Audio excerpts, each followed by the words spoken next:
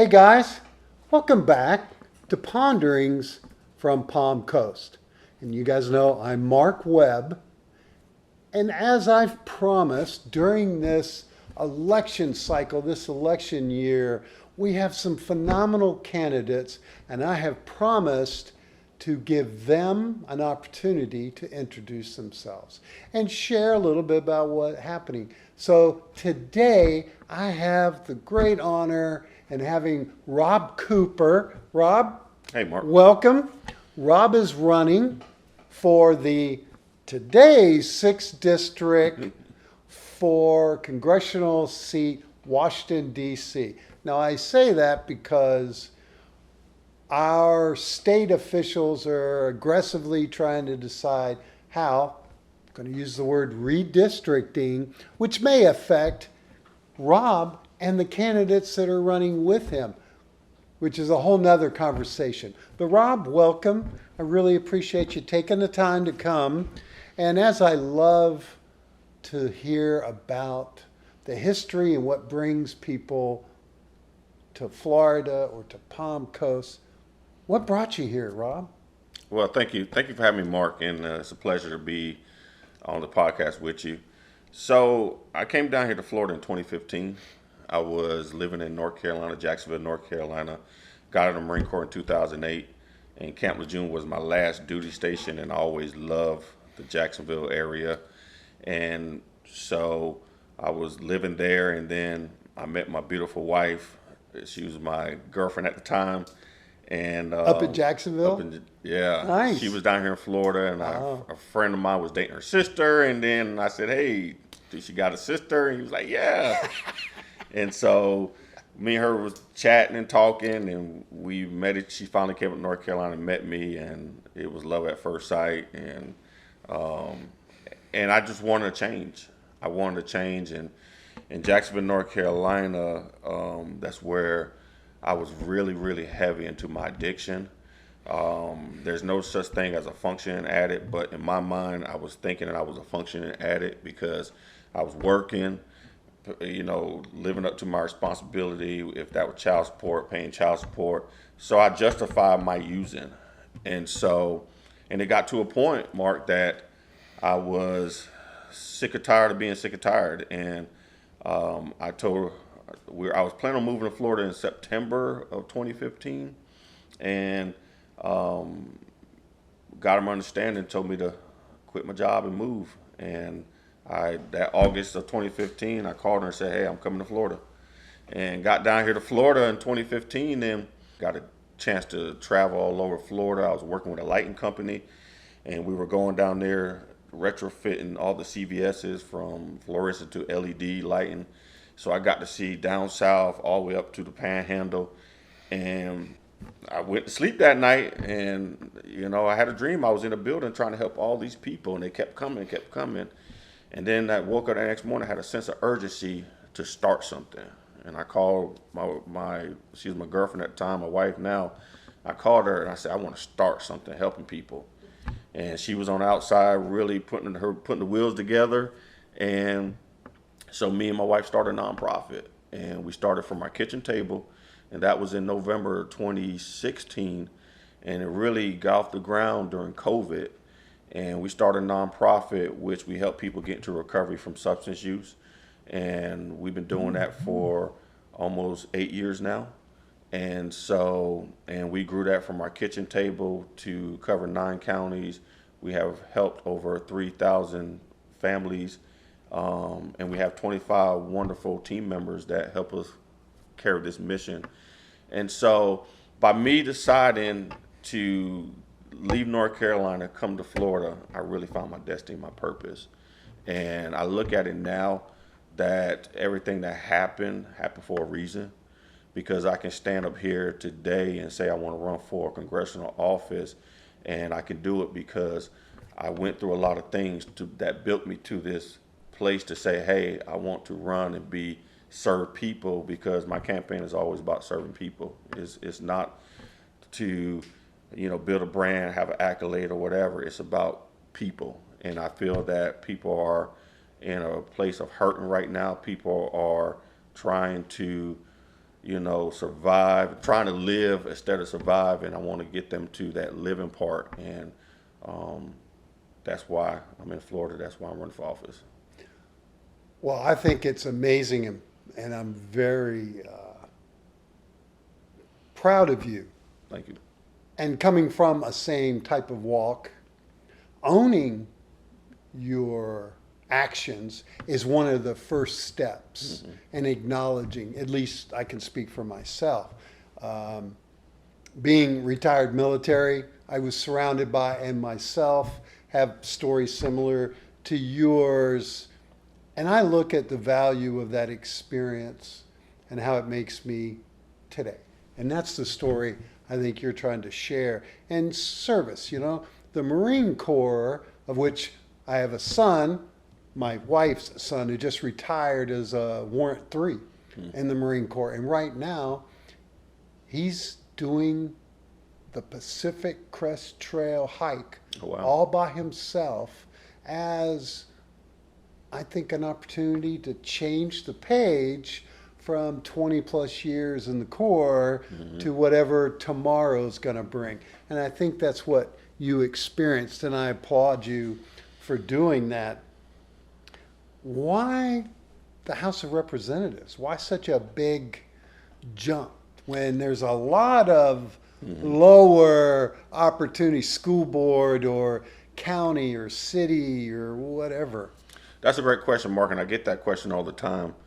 And, having a nonprofit, I dealt with a lot of federal stuff. And the people that we serve and the people that we help get their life on track is a lot of these decisions come from the federal government that helps them decide if they can get this resource or decide if they can, get a second chance.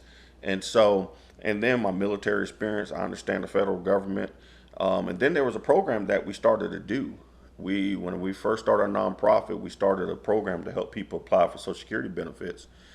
And so I started that program, and I had to learn about the Social Security Administration, and which is a big entity, like the Veterans Affairs is a big entity, and you can't learn it all. It's massive. And so I started to learn that program.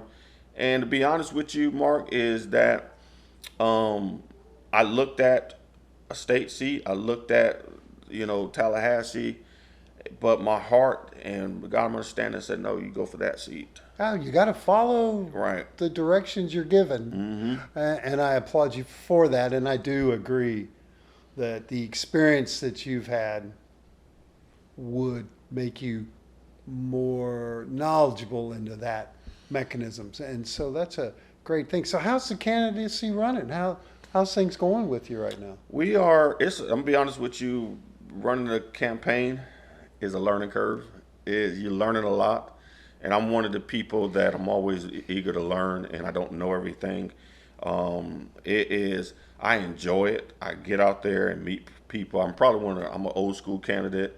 I love to have this conversation. I love to shake hands and give hugs, and then too is I love to ask what issues they are concerned about, and then I go on to say, okay, yes, this is what I'm working on, and give them the opportunity to tell me. Right now, we're doing a lot of canvassing. We're really getting out there meeting the voters. We on the phones a lot, so people can put a voice to a name, so people can see a face to a name, and just running a good old school campaign. I know the new school is social media, so we've been on social media a lot and trying to get out there, but I'm just old school, and I just love that human contact and getting out there and just being visible and just hearing from the people. What kind of things are the people telling you? What are their concerns? A lot of people are worried and fearful, and they are afraid of what's happened with this administration. A lot of people are afraid of, are we going to have a midterms? A lot of people are worried about the cost of living. I get that all the time. And then another one is healthcare. They're worried about if we're going to have a midterm, and then cost of living and healthcare.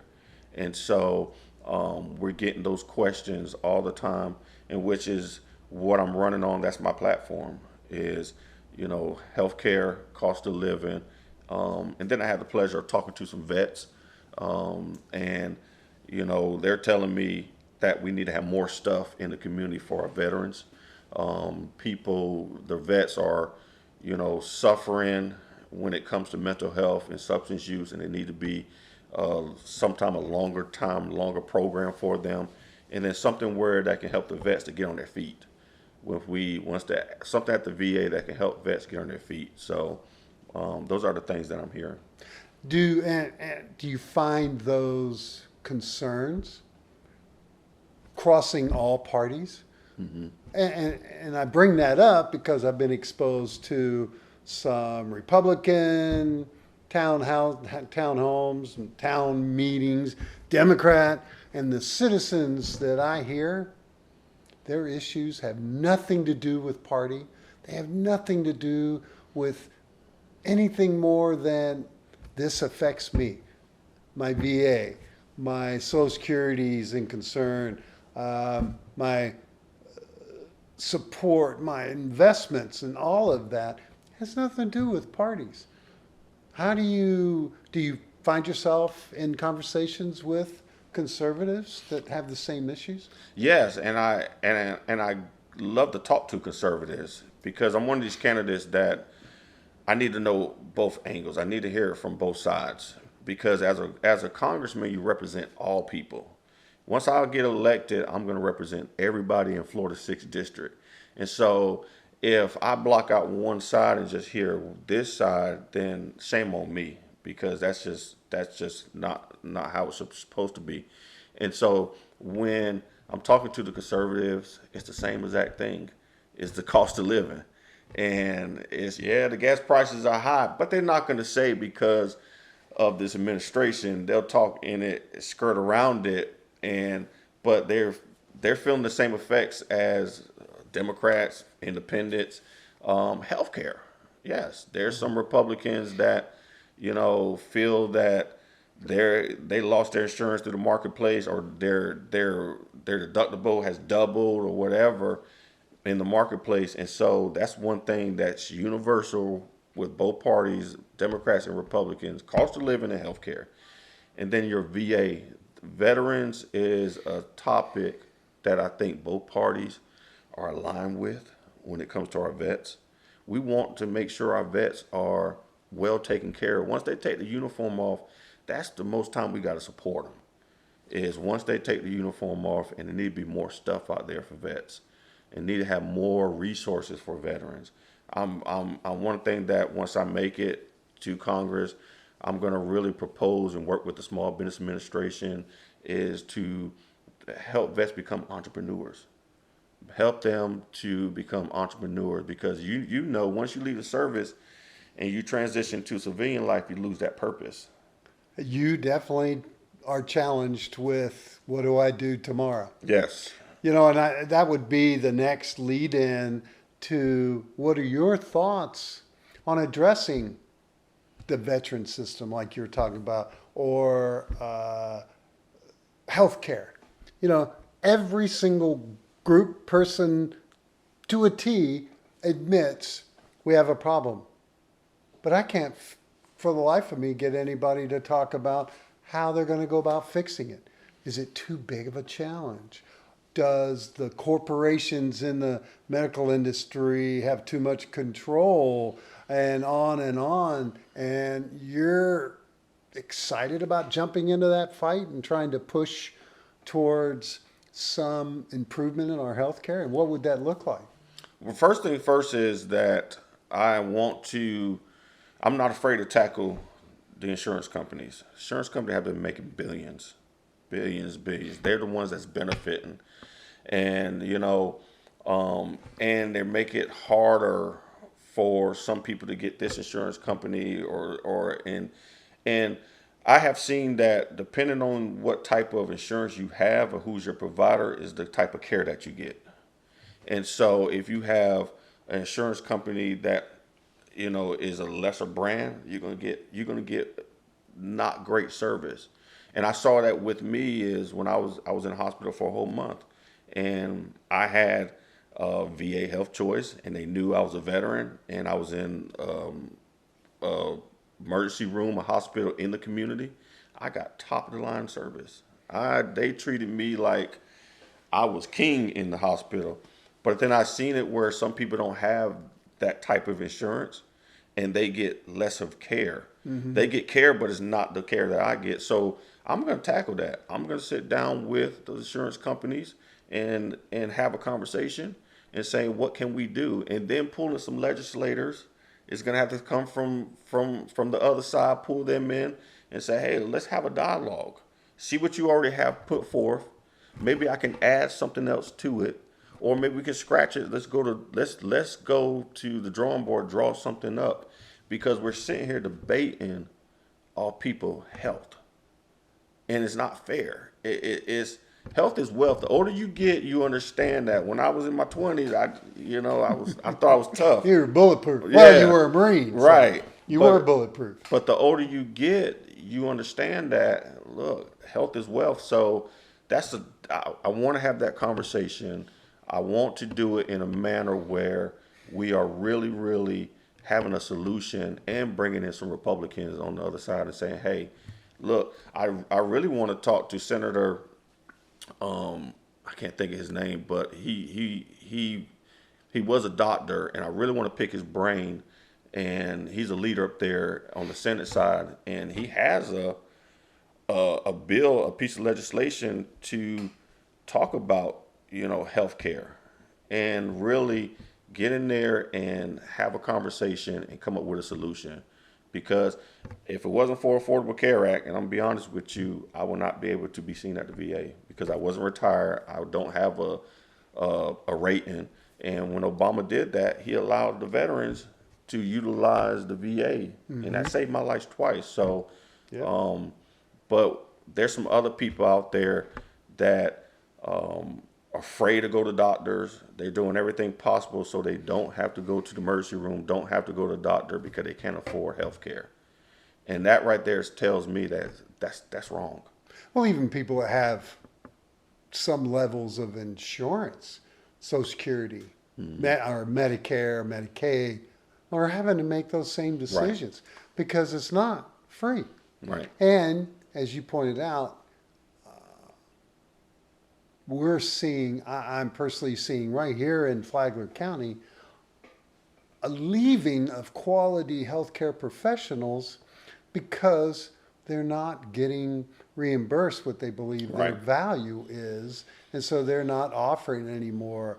And so I'm a big believer in, and coming out of the military, preventive medicine is where the biggest value is, whether it be mammogram, colonoscopies, those kinds of things, the prevention of the healthcare and catching it and preventing it saves all of us billions of dollars, and yet it's hard or near impossible if you're if you're a woman looking to get your mammogram. Good luck finding a facility that's even seeing people nowadays, or they're booked up or whatever. Or I just had an experience where somebody had to get some labs done because, oh Lord, doctors' offices don't do labs and blood tests and all that anymore. So they send you to one of these third-party things. You sit in an office for 4 hours waiting to get a 1-minute blood draw. What is up with that situation to where you're filled in a room of people for a variety of reasons waiting to get some type of lab test done because the facilities aren't doing it anymore? Or I even ran into a cardiologist who's a great guy, brilliant, but flat out told me, I don't have rights in any of the hospitals here.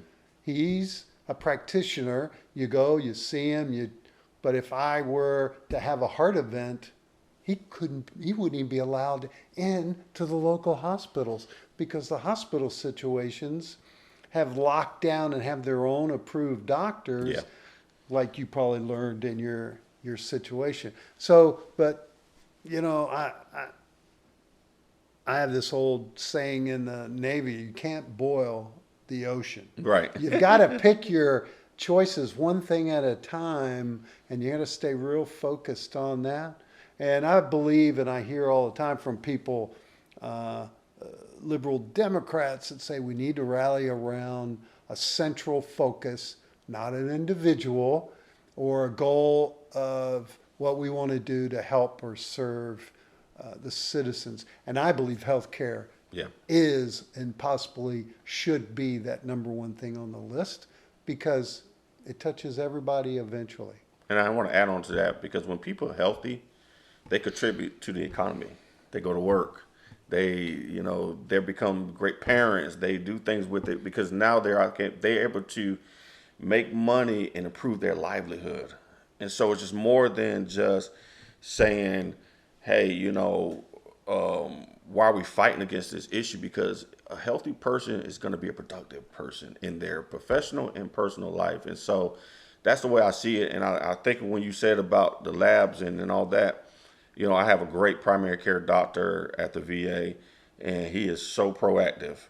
And I'm not gonna tell my age, but I'm at that age right now that he was like, "It's time for you to get a colonoscopy. It's time for you to have the test." And I'm like, and he's very proactive with me, and I'm just so grateful for the Affordable Care Act because if it wasn't for that, I would not be able to have that primary care doctor to make sure that I'm doing the labs, make sure that I'm taking the vitamins and supplements and all that good stuff. So, healthcare is one of those topics that it shouldn't be debatable. Yeah. I find myself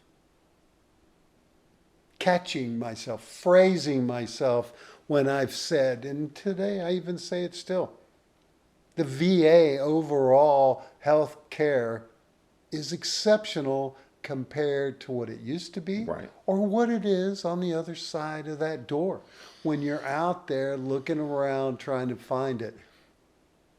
And I never thought I would. I honestly never thought that. And there was, I retired in 1995. Okay. So I've been retired longer than I was active duty. And I remember where the VA was the last place. Right. You go in and you would see veterans and elderly care veterans just leaning against the wall and sitting in chairs and on beds along the. Yeah. And they've come such a long way. And that's because of people like yourself that care, that hold them accountable at the federal level. Yes. So I applaud you for that, and you speak from your experiences. So I'm curious, I'd like to ask you an off-the-wall question. Okay. So as a Marine, were you ever in an MEU? Did you go that direction? No, I was never in a MEU. The farther I was, when I did a tour to Iraq, I was in the infantry unit. It was the best thing ever happened to me. It was funny, first 4 years I was in the air wing, and that's it's different in the Marine Corps. The pilots walk around with no cover on their head, and it's very relaxed on the air wing. So my first 4 years I was on the air wing, and then when I re-enlisted the first time, I got stationed at Marine Corps Base, and I was at Marine Corps Base Camp Lejeune. I was non-deployable, and I was stuck in the education center, and I was helping Marines and sailors, go enroll in college and get their tuition assistance. And the Iraq War popped off, and I was sitting there with a bunch of buddies, and we were watching it on TV. And I remember President Bush got up there and said, "Hey, we're going to war," and the base got empty in like 2 weeks. It was empty, and so I sat there for about a year, and I was like, I need to do something.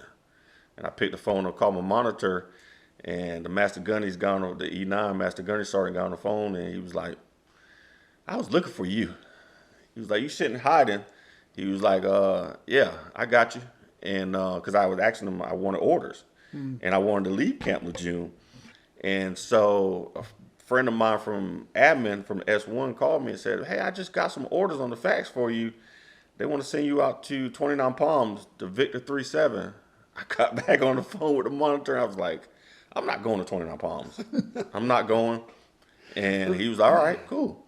and he sent me over to Victor 16 and got there, and that really taught me because my battalion commander, Lieutenant Colonel Journey, he retired as a 3-star lieutenant general, and when we got to our last training was 29 Palms, and that's the last thing you do before you go to Iraq, and we didn't know where we was going. And I remember in 29 Palms, we were our last hoorah. We was out there, and he had us in formation, and he had the Time magazine, and he held it up, and he said, and it was on the Time magazine, the worst place in Iraq was Ramadi. He was like, this is where we going.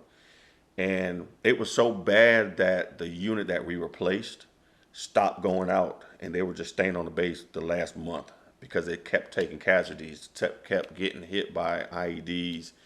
And so we went over there, and my battalion commander taught me. He showed me leadership. He showed me how to treat people and how to bring the best out of you. And he tasked that with me. He really put a lot of pressure on me being a food service specialist. And I thought I was going to go over there and just chill and just push chow out to the guys. But he came to me and he said, you know, I was an E5 at the time, and my E6 was at another base, and I was on the main base where all the supplies go out. And my job was to push food out there. And my battalion commander got upset because every Friday, the boys come back on the main base, and there was lobster and steak every Friday. And the civilian company, that's what they did for us. And he came to my lieutenant and said, hey, I want lobster and steak to go out to the boys. And my lieutenant came to me and said, hey, Lieutenant Colonel Journey want lobster and steak to go out to the guys. I said, we can't do that. So I went down there to the mess hall, and I talked to the civilian leaders, and I said, hey, I want lobster and steak. And they were like, no, we can't do that. And I said, look, my battalion commander wants lobster and steak to go out to the guys. They said, all right, come back tomorrow. And I came back, and they were like, we'll do it, but you need to sign that you will take full responsibility if something happens because you can't put seafood out there. And then I did that, and then he came back. He said, hey, we want ice cream. We want the Gatorade. We want this. We want that. So I had 4 trucks coming from the main hub where all the supplies coming in, and they had a special convoy bringing 4 trucks to me over worth $1 million worth of just supplements and food, and ice cream and chips and all that. And out of that deployment, I left there with 2 medals. I got a Navy Achievement Medal, and I got an Army Achievement Medal. And the new unit took over at the main supply base, and the master gunnery sergeant that was in charge of food service, he looked and he said, why we got $1 million something food going out to Ramadi? And they were like, some sergeant down there just he been ordering this stuff. And the master gunner said, I gotta meet him. And he took the next convoy and came down. And he said, I never seen somebody have this much food going out to a base. Why are you doing this? I said, because my guys need it. They're the ones out there kicking in doors. They're the ones out there that is in the city controlling and bringing down and making sure that it's safe for the Iraqi people. And this is something that we can do, and I want to do it for them. And my battalion commander told me to do it. And Master Gunner said, okay. I just had to beat you. And so that just taught me the ultimate service. That taught me is putting people in front of you and not always, and leading from the front. And that was a way that I could have made the guys have a sense of home. Because Absolutely. when you're over there, it's constantly, incoming. It's constantly, you got to walk around with your rifle. It's constantly always on the alert. And so, just to do that for them, and I thank Lieutenant Colonel Journey for allowing me to do that and learn about leadership. Well, and my takeaway in understanding more than I want to about your scenario is in any kind of environment or purpose or job, doing the right thing, what you feel is the right thing, like you did, comes with unknowns and unknown risk, but you did it anyway. And I think that's what we're lacking, sadly, in all of our elected officials, from here at the city council all the way up to DC. And so it isn't about the fear of the consequences of doing it right. It's what needs to be done. And I'll tell you this funny thing. My wife just reminded me, every day I'm the first to go check the mail. And she goes, "What is this deal with the mail?" And I said, "Honey, it's a military thing. I do it every day. Mail call Right. when you're deployed out in the middle of nowhere is the peak of your day. Right. When somebody's out there with a bag or a box and handing out cookies and things from your loved one, it's so critical. And the reason I kind of touch this, because lately, being a Navy person, I'm very attuned to the quality of life of our forward deployed Marines and service members, which are out there. Right now, there's 2 MUs, Yeah.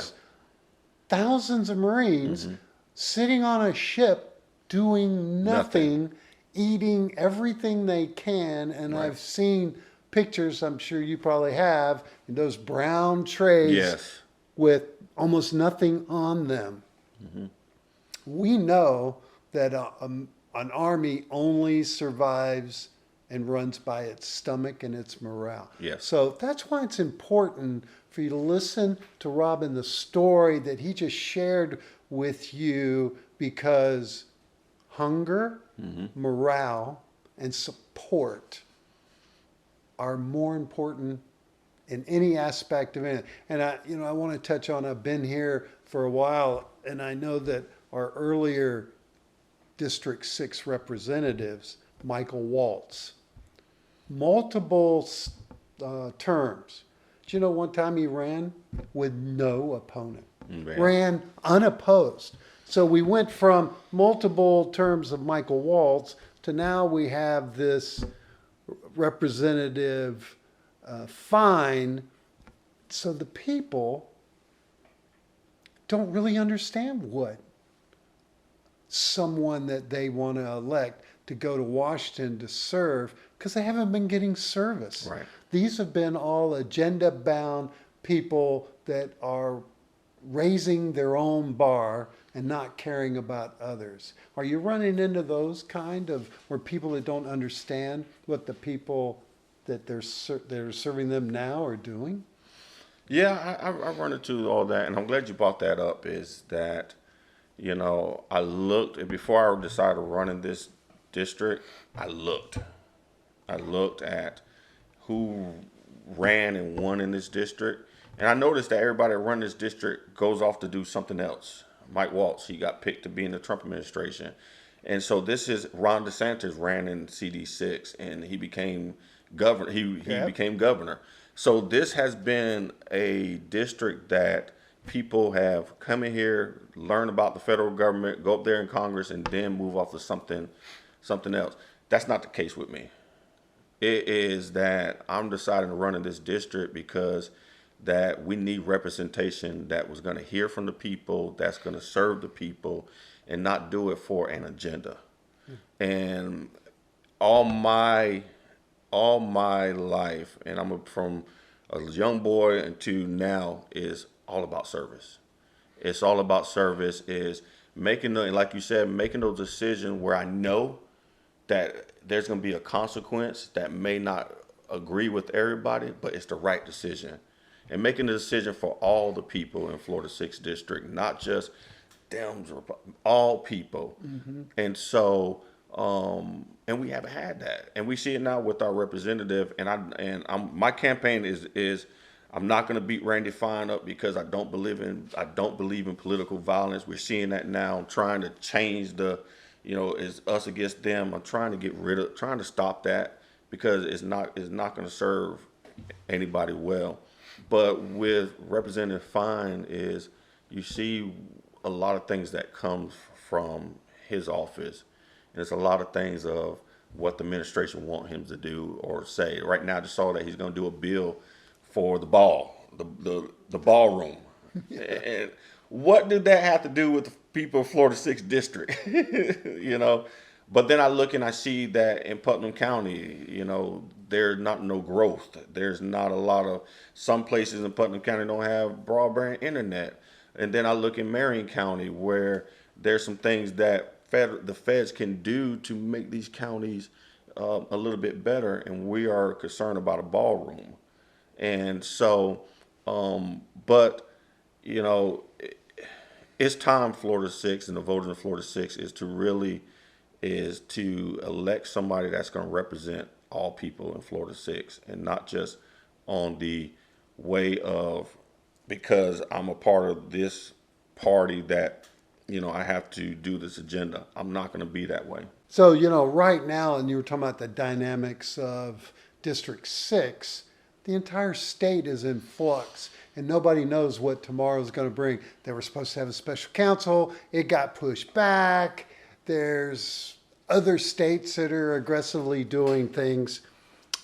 How do you feel things are going, and how do you think that's going to possibly affect you and your candidacy moving forward in the next month or so?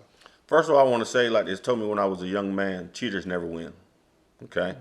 And I feel that this gerrymandering and redistricting is really a cheating tactic to say that, okay, we need more seats. And this is, and I saw a proposed map that Democrats only had like 4 little areas and the rest of the state was red. And so, but I know that there's going to be some illegality. They're going to go through the legal system. There's some organizations out there already planning to sue and take it because it's unconstitutional what the Florida legislature what the governor is doing right now. And so I haven't, if a final map come out, I will stay in CD6 because we have done a lot of work and I met a lot of great folks in CD6 and that's where my heart is at. And I'll be honest with you, that's where my heart is at. You know, had a lot of great conversation with some voters. I think about the lady in Putnam that was just telling me, you know, about her father. He's a retired colonel in the Marine Corps, and he just wrote a book, and then he fell in love because he was talking about his first love, and they finally got them in contact, and now they're madly in love, and he's 81 years old, and those stories that you hear on the campaign trail, you hold on to those, and so I'm going to stay in CD6. Absolutely.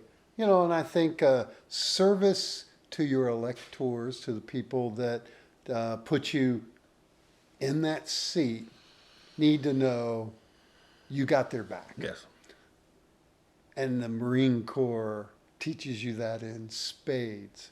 And I appreciate the aspect that you bring. I also agree with you, and I've had this conversation with others. You're not going to win if all you do is attack someone else. Mm-hmm. Because you're missing the opportunity to share your story, your goals, your concerns, which have nothing to do with who you're running against. Right. And I think, sadly, at least for the last 10 years, our election process has become a them and us. And I hate that. Right. Because I hear it all the time, like you have, that here in Palm Coast, we struggle with high water bills. That's not a them and us. Right. It's all us. Yes. And the people that are making those decisions were elected by us. Mm-hmm. Because accountability is so critical. And Rob, you bring a fresh presentation. I understand your background. I applaud you for wearing your experiences out front to let people know everything about you, because that's strength. Mm-hmm. You know, it's kind of like I remember in the days when I needed and I was participating in the AA, that strength of standing up and saying, this is me, right. This is what I am, these are my challenges, but I'm able to be a better person, right. is what needs to be taken from any of those stories. So I applaud you for that. Thank you. Any closing thoughts? Anything? First of all, how can people help you? How can people reach out to you? Do you have a way for people to donate money Yes. or volunteer? Yes, we are looking for volunteers. We're always looking for donations. And you can go to robcooperforcongress.com. That's robcooperforcongress.com. And on their website, you can see all my social media. We on TikTok, we on Facebook, or I'm sorry, Meta, we on Instagram, Blue Sky. We really putting content out there, and it's just, you seeing my authentic self. You're seeing the Rob as a person, and I'm very grateful to be able to run for office. I was talking to a lady yesterday we was at an event, and she said, "Thank you for running for office." And I said, you don't get to hear that all the time. Mm-hmm. She said, "I understand it." She said, "Because it's a big thing to decide to run for office, and it is a big thing. But I feel that it's a calling. I feel that this is my next thing for service. And all my life has been service. And 17, I was not going to go to the Marine Corps. And I was in English class, and my buddy said, "What you going to do when you graduate?" I said, "I'm going to college." And he sent the recruiter to my house, and Mom signed the paper, and I went to Paris Island. And service always been in my life, and I feel that it's time to get back serving people and not our agenda, ambition, because like you just said, is people are looking for somebody to represent them and not just represent a certain class, but all people. Yeah. And I want to be that representative. Well, and I'm glad you step up. There is nothing greater. Whether you volunteer for your country or you volunteer to be elected to serve your country. And I think we've kind of lost our way in that case. And unfortunately, some of it isn't always a choice. It's a big machine that can just chew people up, as the Corps can do. Right. There are people that just do not survive it.